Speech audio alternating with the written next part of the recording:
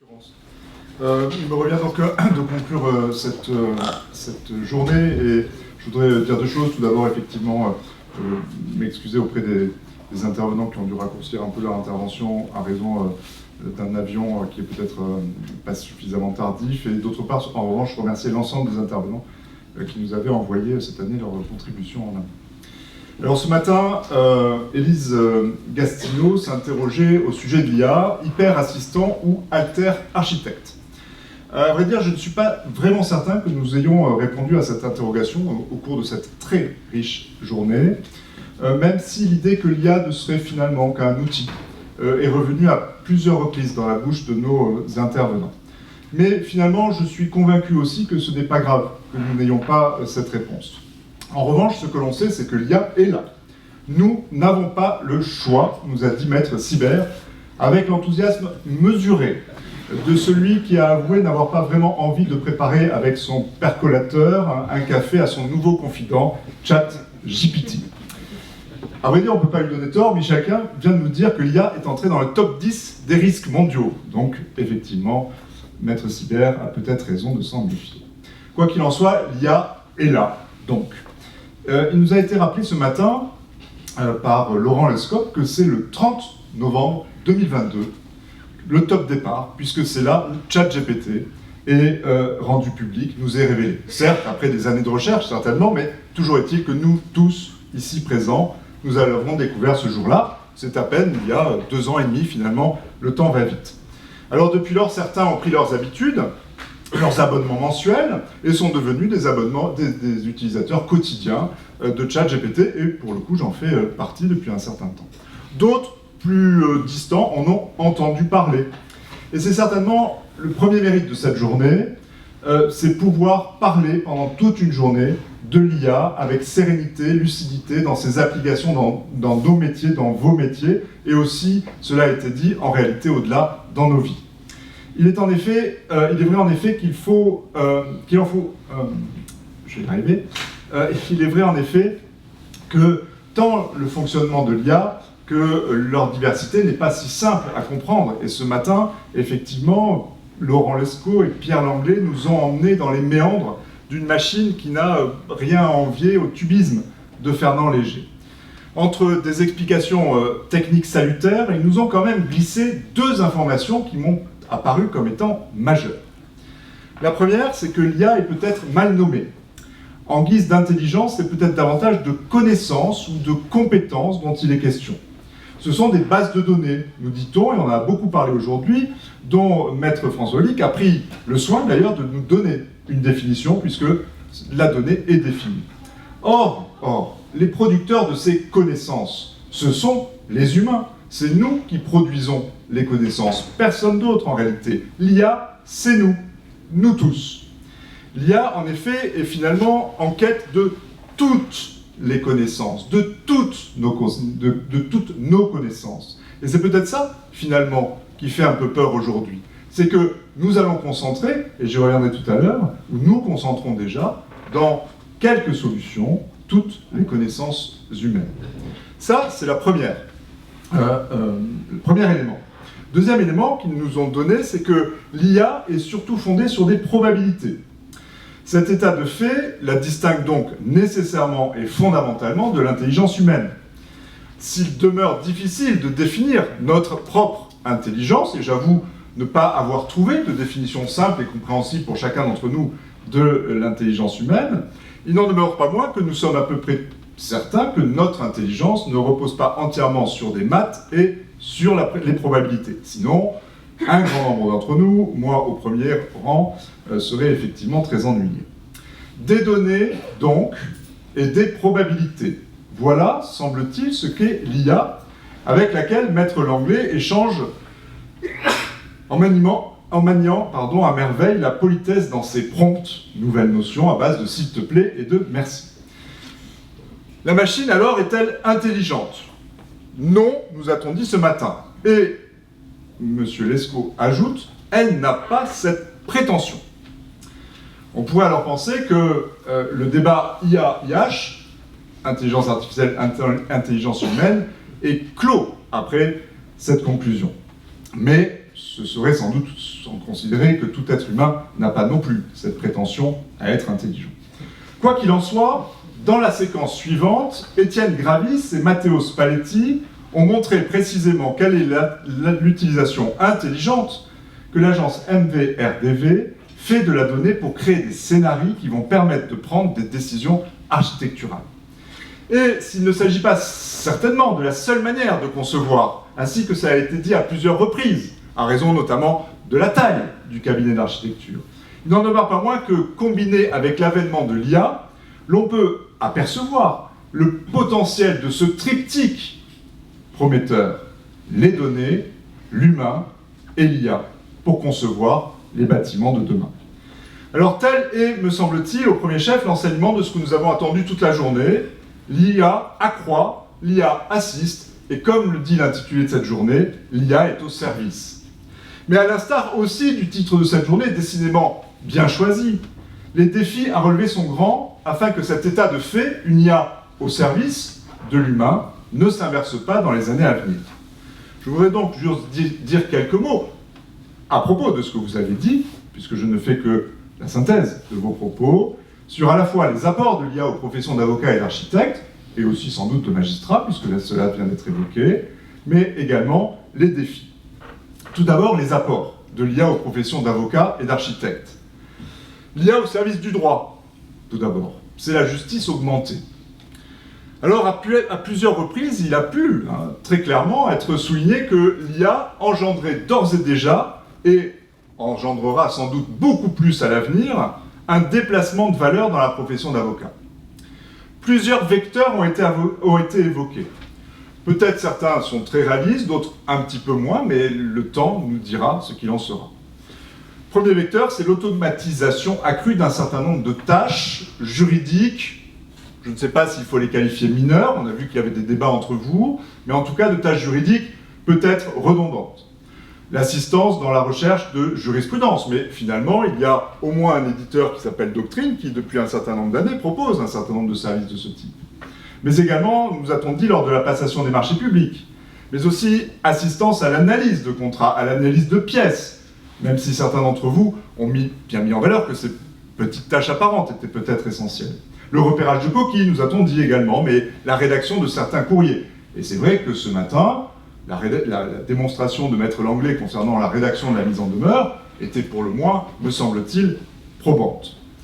Les exemples également tirés des marchés publics, présentés par Carole Pohu et Maître Xavier Mauriès également, de la rédaction du dossier de consultation des entreprises au CCAP ou encore au CCTP, il y a évidemment ici une plus-value certaine du recours à l'IA.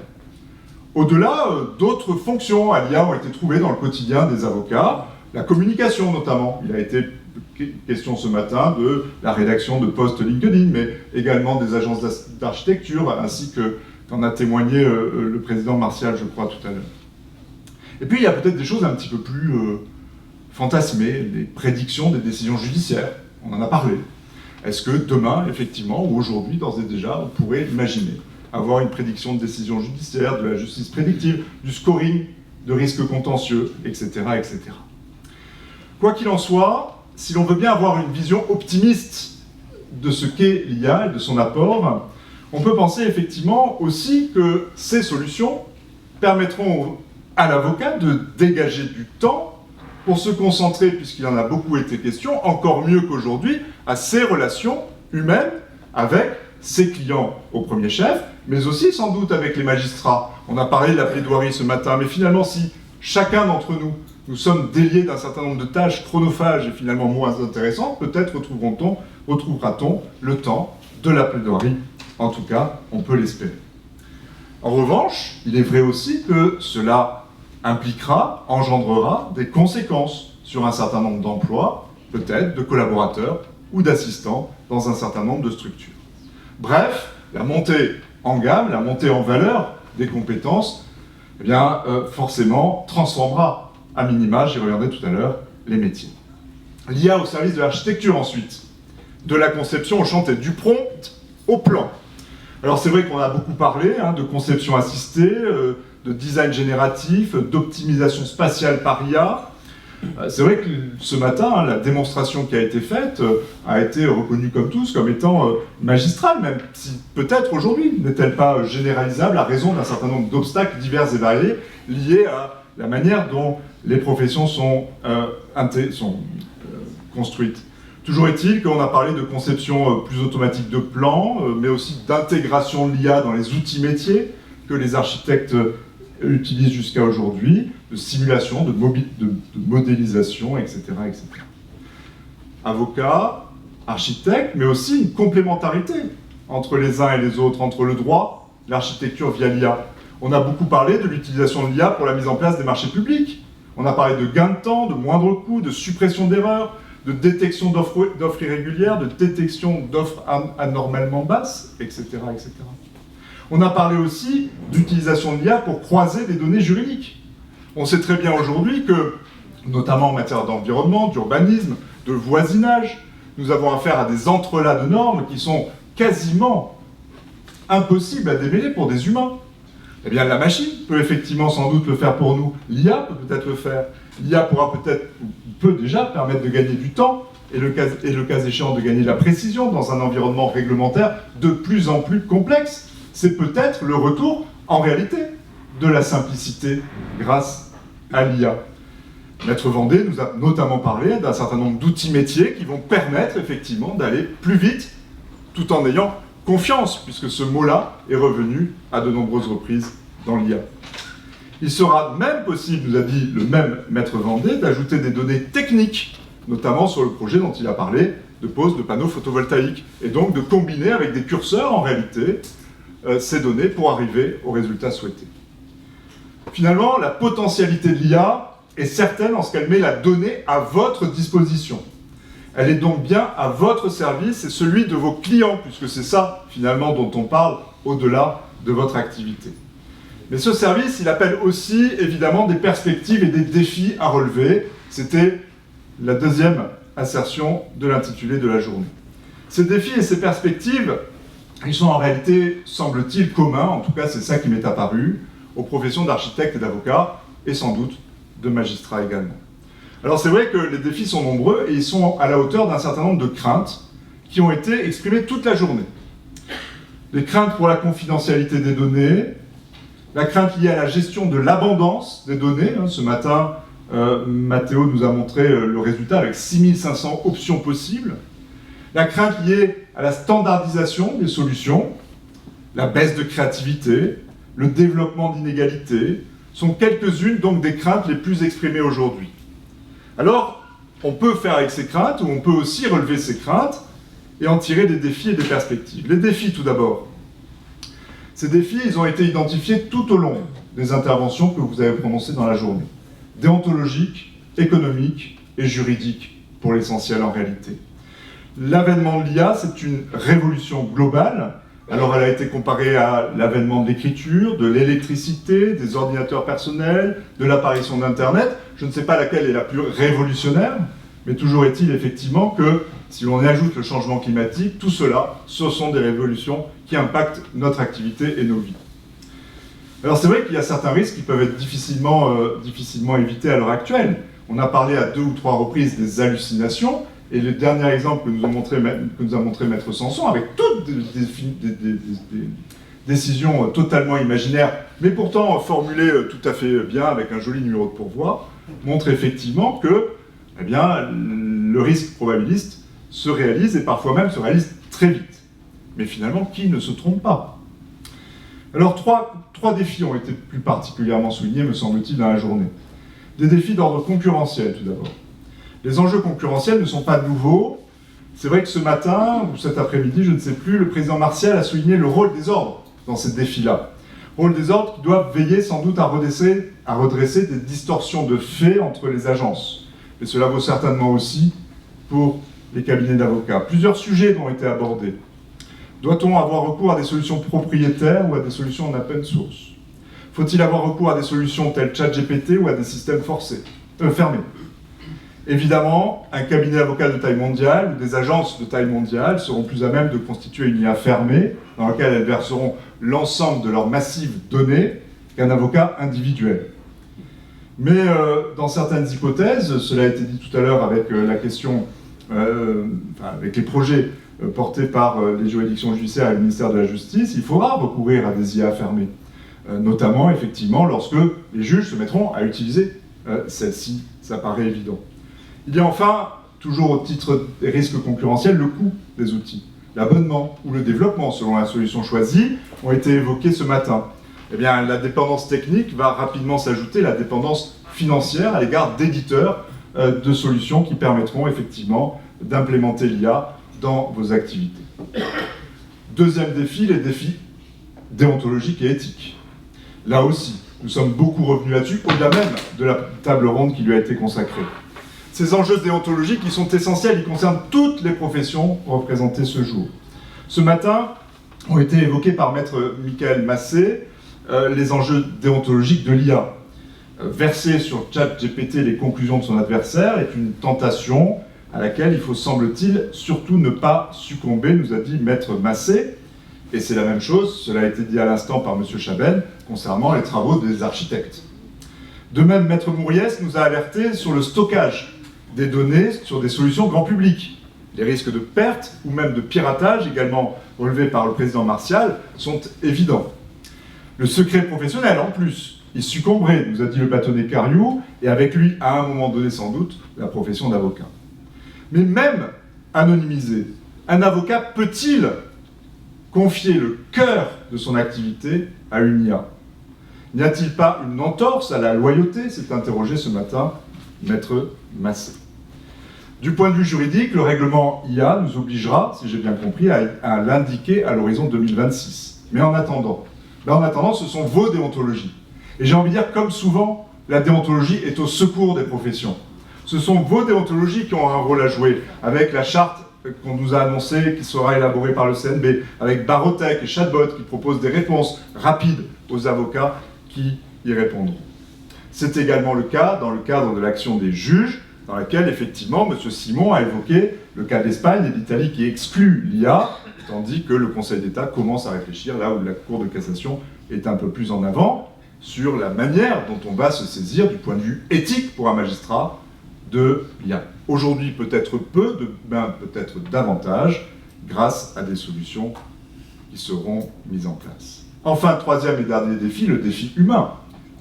L'IA, évidemment, cela a été dit par Maître Walik, interroge les rapports entre l'activité économique, les libertés individuelles et les droits fondamentaux. 13 textes contraignants en Europe, qui a une vision plus, finalement, droit fondamental sans doute que les États-Unis d'Amérique, nous a rappelé donc Maître François Walik. Tandis que M. Simon, dans cette même perspective de protection des libertés, s'est interrogé sur le contrôle de la décision individuelle prise par l'IA par le juge. Mais Michel Klein nous a rappelé que d'ores et déjà, son cadre est très contraint, avec donc des tensions contraires entre l'utilisation des données et le cadre de cette utilisation. Enfin, et pour terminer, les perspectives, puisque c'est peut-être là l'essentiel. Avec deux grandes questions. Est-ce que c'est la fin de vos métiers? Est-ce que l'IA m'a tué? Maître Sanson nous a dit qu'il existait déjà des robots magistrats en Europe, en Estonie.